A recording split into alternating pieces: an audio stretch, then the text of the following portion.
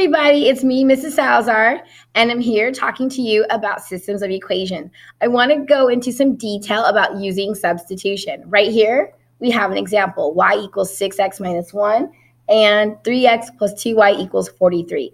The first thing you want to do is see if you have what y equals or x. Right here, we know what y equals. Y equals 6x minus 1. Use that to plug in for the y. Replace y with 6x minus 1. Okay, so when we do that, 3x stays the same. Plus stays the same. 2 stays the same.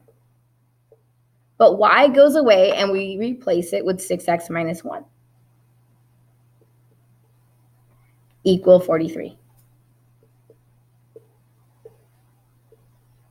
Okay, now we want to do our train tracks and multiply this 2.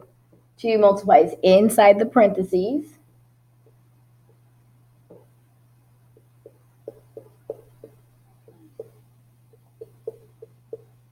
And we get, 3x plus 12x minus 2. Combine like terms.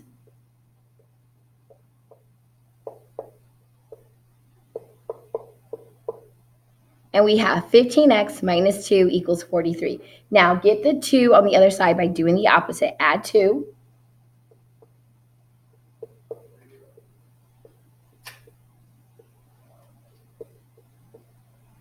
$15x equals 45. Divide by 15.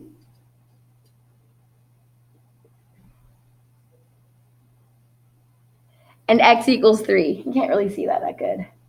Okay, so that's the first step. But we're not done. We need to solve for y. I like to use the easier equation, so y equals 6x minus 1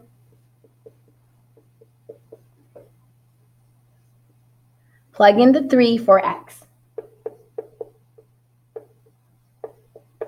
And we get 18 minus 1. Okay, that's a funny looking 18. And y equals 17. Okay, now point of intersection, 3, 17. Okay, thank you. Have a good day.